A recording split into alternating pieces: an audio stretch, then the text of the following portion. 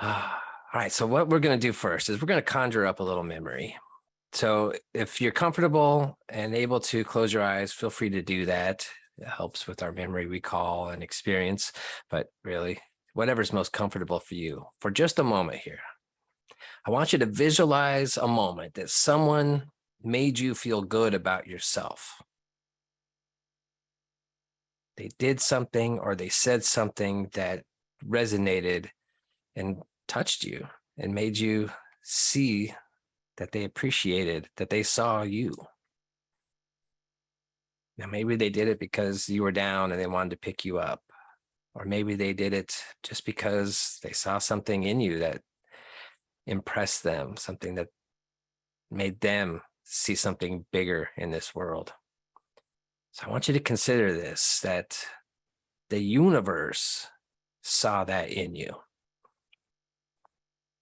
Because in the teaching of the science of mind, we are the universe. The universe is spirit or God or whatever you want to call it, that infinite source. So everyone that we interact with, it's all the manifestation of that one thing. So that moment when somebody did something that made you feel good about yourself, that was literally the universe seeing that in you. So in this moment, can you recognize that in you? Can you recognize that quality, whatever it was that that person was tapping into? Can you see that for yourself in that moment? Now go ahead and open your eyes, and I want us to consider how we can create a magical relationship with ourself. I'm going to call it, sort of a personal independence day. We are going to declare independence from all the crummy things that maybe we tell ourselves or have over the years. Declaring independence from, the things that our society has culturized us to, say is required of us in order to be worthy. And just lean into really creating a relationship with ourselves by noticing and drawing into that quality that somebody else maybe saw when we don't always see that thing ourselves. So like I said, in the science of mind, we are spirit incarnate. That is what we are manifest. Our mind is an extension of the one mind. And when we say that we are all one, like that is the literal truth. From my experience, I have zero doubt that I've seen that. So we, as we step outside, we might look up at the stars and admire like universal beauty. We can look at a beautiful scene in nature and just see the perfection. We can see people around us that do amazing things, or maybe a piece of art or music, something that just inspires us. But are we able to see that universal like brilliance and magnificence in ourself? Because in ourself, like this is the closest, most intimate experience that we can have with that bigger thing. Whether you want to call it God or spirit or original source, Ernest Holmes, the creator of the science of mind, called it the thing itself, which I resonate with. I like that one because it seems, like all these other words that they just fall short. It's all that is, and it's not, absorbed by all that is. It is still beyond that. So we are that. So this month, we are going to be talking about relationships. That's our theme for the month, for the global themes for Centers for Spiritual Living. And, the yearly theme is living everyday wonder.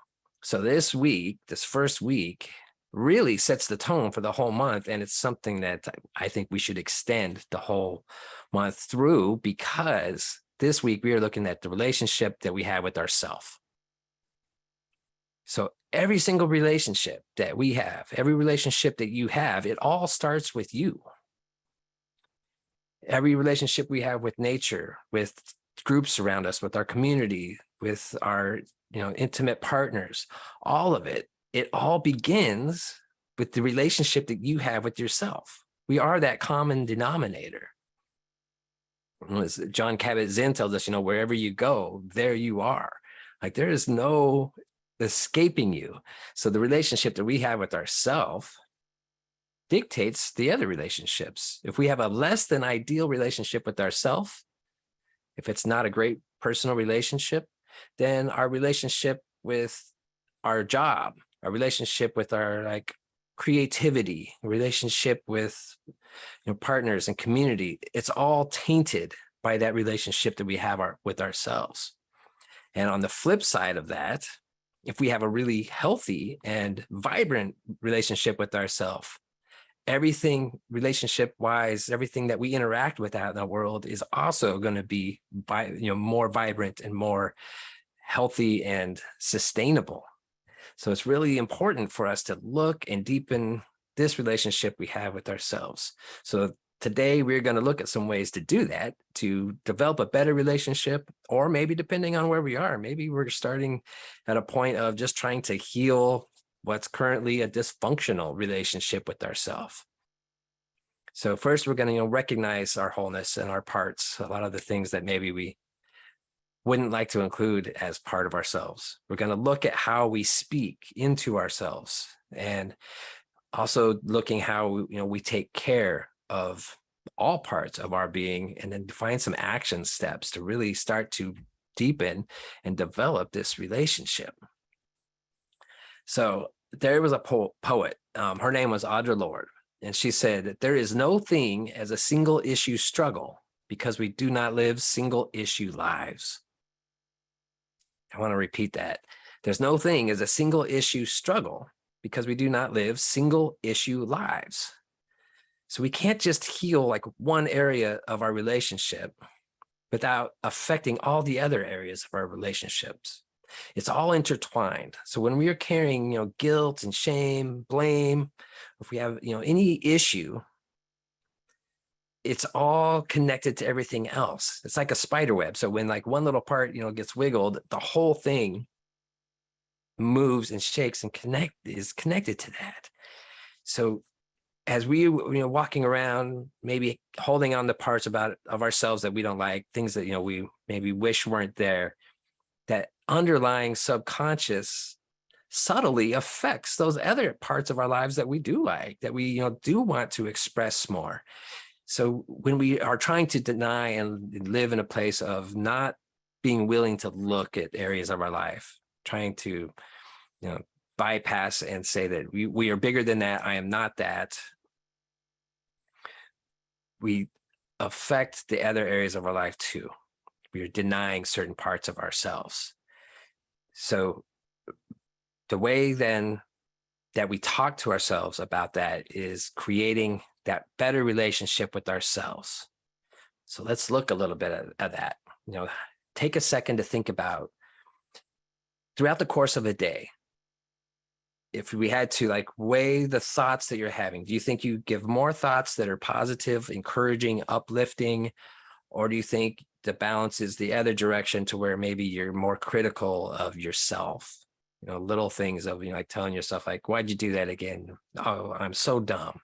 I hate it when I do that. Other people are gonna feel that I'm careless or stupid or whatever. These little things that we tell ourselves, that voice in our head.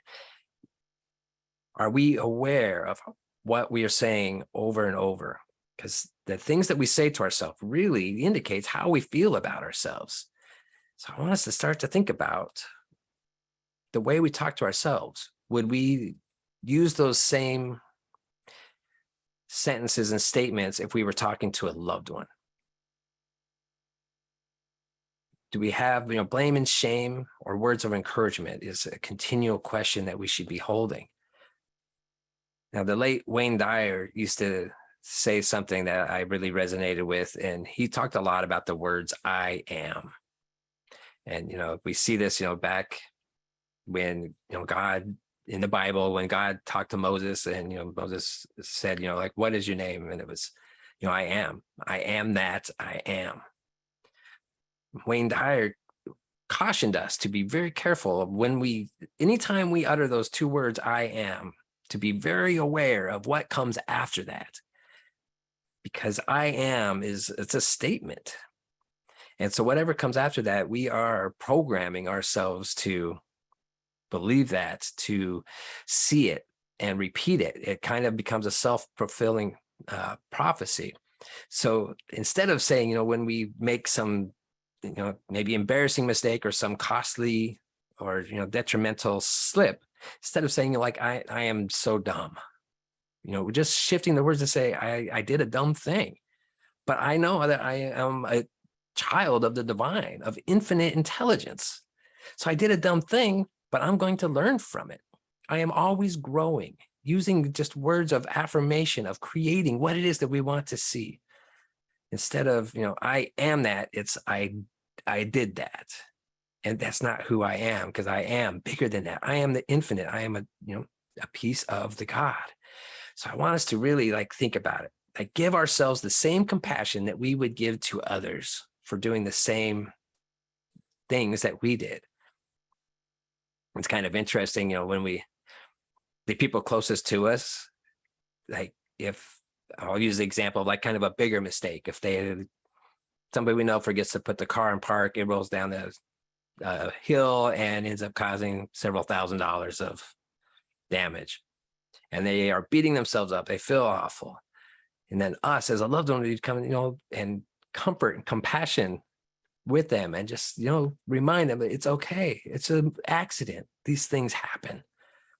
But then at the same time, that same loved one that we have, we might find ourselves, the next day, I use a silly example of they left the lid off the toothpaste again. Why do they always do that? So how is it, that we have these compassion for it? It takes these big monumental things to remind ourselves to deliver that compassion. And then these other little tiny things that, are an annoyance at worst, that can sometimes elicit the worst part of ourselves and make us forget about that compassion. I want us to kind of think about that, especially in the way that we talk to ourselves. Maybe on the bigger things, maybe you have a more natural tendency to be patient or compassionate, or maybe not. Maybe that's when you really beat yourself up, or, maybe it's the converse of those little things that we just, little tiny drops in that bucket where we're constantly nitpicking at ourselves in our mind, in our self-talk. So that's one of the ways to deepen this relationship with ourself, is to be aware of how we would talk to ourselves. If you were, in a new relationship with a person with, a relatively new acquaintance in your life, how would you talk to that person for these little things?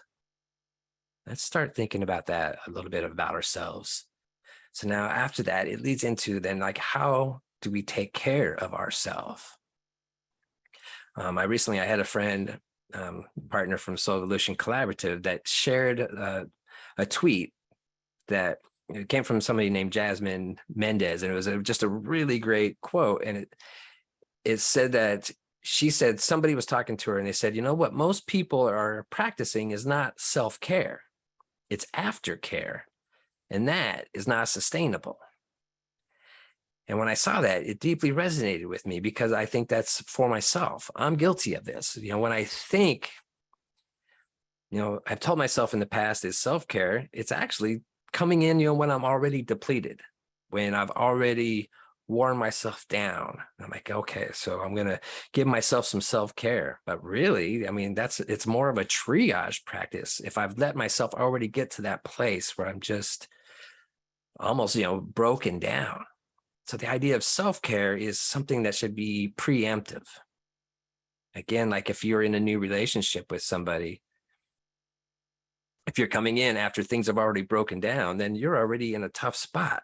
But when you're new in a relationship, you're thinking of things that lift that person up, thinking of ways to recognize what you admire in them and help them see that and know that for themselves.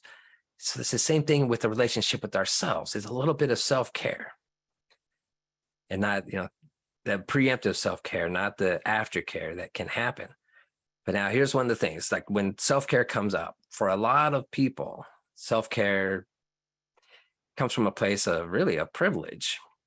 Because, the idea of self-care for a lot of people, brings up images of, a week-long retreat with daily spa treatments, or maybe it's, bringing in somebody to clean the house for a day. Like, these things are great. And if you're able to provide that for yourself as self-care, I think that's fantastic. And at the same time, I know that there's a lot of people like those things are pipe dreams. If you're working, 2 jobs, trying to, just make the ends meet, if like I say, I'm guilty of myself of that lack of self-care, and that, trying to go to school and, work a part-time job, work a full-time ministry, and take care of the kids and the cleaning and all these things. I constantly find myself just feeling like I don't have even time, let alone, the money to do these kind of self-care things. But they don't have to be that. It's interesting. So through this, I Googled, what is self-care if I'm poor? And I knew before I even Googled it that there was going to be tons of stuff out there. So there really are lots of ways that we can, administer self-care for ourselves. One of my favorites that came up right away said, hug your pet. And again, for some people, having a pet is also, maybe a privilege that's outside the realm. But hugging a pet or hugging a person, it's physical contact that releases those feel-good hormones. And the feel-good hormones really are positive for the body. They help our health. They help our mental well-being. So that's, one free thing, and it's very quick. I've also heard, somebody else say that when you hug somebody for 30 seconds or longer, that at some point there becomes an energetic kind of transference to where the effects are like exponential. So I don't have the scientific study behind me to back that up, but still, I'm willing to give it a shot, whether it's true or not. But other ways, so like for myself, I know like I could fill up a day every day of things I need to do and still feel like I didn't get it all done. So, one self-care thing that we can do for ourselves that doesn't cost anything is just go outside, be in nature. But if I feel like I don't have even time for that, I can kind of combine these things. If I have to check my email, well, I can, all right, I'm going to be intentional about this. I'm going to do my email, but I'm going to do it in a way of self-care. I'm going to go outside. I'm going to do this in the sunlight. And here's the key, again, like with this global theme of living everyday wonder, we do it with intentionality and focus. So if I'm going to go check the email in the sun, I'm going to bring my attention to it. And I'm going to open up to like really appreciate this energy, this presence from the sun that is filling my body, making me produce vitamin D, that this is a gift. It's a treat that I get to be outside and check my email for 15, 30 minutes, however long it's going to take me to do, all the responses, little things, but being mindful and intentional about them. Now, we need to, like, really what I want to encourage us as developing this relationship with ourselves is to set intentional steps. I'm going to kind of, expose myself here and some of my shortcomings a little bit. There's times when I'm finding myself busy and my son will come to me and say, hey, Dad, can we sometime today, go out and throw the wiffle ball and let me hit some pitches. And I'll say, my first thing is like, yeah, man, I'm really busy. I got like X, Y, and Z I got to get done. Okay, I will promise you that I will be there for 15 minutes. We'll go out and I'll throw the ball. And when I say it out loud, I'm like, 15 minutes, is that really all I got for, my son? But here's the thing. Yeah, it sounds like very minimal. But as I think about it, I'm like, but it's a promise. And what happens if I don't make that promise is quite often he'll ask that during the day. And then I find myself at the end of the night, laying with him to help him fall asleep. And he'll bring it up, we never hit the ball, Dad. If I don't make that promise and that intention of even that small thing of 15 minutes, it can slip away. And I know like when I do set that time, 15 minutes, it might end up becoming, 20, 25. But I know that if I make that promise and it happens, that these little things, they're little drops in the bucket. And these are the things that deepen our relationship with ourselves. So this, I want to really encourage us as we think about this, how, for your own self-care, we have to plan action steps. So like right now, I want each of us, if you're resonating with this, to just set an intention in your mind that sometime today, you're going to take, minimum 5 minutes maybe 15 minutes, and do one thing that you would not have done otherwise. Make a promise to yourself. And again, I'm only telling you this if this resonates with you. I don't want to boss anybody around, but at the same time, like if this sounds good to you, like make that intention, but we have to make it, because otherwise we'll find ourselves at the end of the day going to bed and realizing like, oh, I didn't do it. I didn't take that 15 minutes. And you can do it then, like even just a simple gratitude practice, of just allowing yourself 5 minutes to really deeply feel things that you appreciate about yourself can do that same thing. This preemptive self-care is one of the things that helps us work more efficiently. It helps us play more efficiently and effectively in the world. It's that preemptive keeping our cup full so that we don't have those other things where all of a sudden now we need the aftercare. So really, this is our call to action for this week, but throughout this whole month. Because as we know, we go forward in the month through the global themes, we're going to be looking at one-on-one relationships. We're going to be looking at our relationships to society, and then bigger into like nature and the universe. And then ultimately, the fifth week, we're going to be looking at our relationship with whatever you call this thing that's bigger than us, the thing itself. But throughout that whole month, it all begins with the relationship you have with yourself. That's going to affect, either taint or uplift those other relationships. So our call to action is to really deepen this. Now, the idea for this is to court yourself. Act as if. So like whatever it takes in your mind, just imagine for a second being outside of yourself, seeing your body from an outside perspective and looking at that person like you're just meeting that person right now, brand new. And you're interested in essentially dating that person. You're interested in pursuing the idea of spending the rest of your life with that person. Now, how would you go about that if you were courting that person? What would you say to yourself? Maybe you're going to take yourself to dinner. Maybe take yourself on a walk around the block, or maybe a hike out in the woods. Get to know yourself, like really leaning into that everyday wonder. What makes you tick? What is this person? What is yourself all about? And think about that when at the beginning of this talk, when we looked at something that somebody did that made you feel good about yourself. What can you observe about yourself that you can then tell yourself that you recognize, that you see it?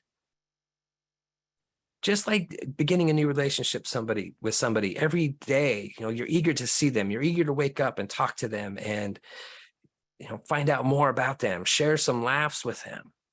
How can we do that with ourselves? It takes that intention that every day we need to do this. So really want us to think about the qualities that we have. Lean into this. If you have a hard time determining like those qualities for us, go see a practitioner. The Science of Mind and Centers for Spiritual Living here in Connecticut, on the newsletter, I looked there and there's, practitioners all listed that you can get a hold of them. Have a session, because sometimes, it helps, depending on where we're at, to get an outside perspective. And practitioners have been trained to see the best in everybody. So it's a wonderful place to start to find those qualities about yourself if you're having a hard time. So if even if you have a hard time finding things about yourself that you admire, just start at the basic. Like for some people, just the fact that you have gotten out of bed today, that you've woken up, that you're still here and you haven't given up. For some people, that is something to greatly admire. Start wherever you are, but we can find little things that we can admire and love about ourselves and tell it and use that to really develop a positive relationship with ourselves. So I really want to encourage all of us, if this resonates with you, by all means, daily, make sure that we set time. What time today can you do it? Is there a time today in between maybe other obligations that you can take that 15 minutes and just do something nice for yourself? Something that's going to make you feel good in the long run. So this is really how we create the world that we would like to see. When we say create a world that works for everyone, it begins within. We are the ones that have to start that. And it begins with the relationship you have with yourself. So let's take time and really just let's start courting ourselves. We're going to spend the rest of our lives with ourselves. So let's make that the great relationship that it can be. So thank you very much.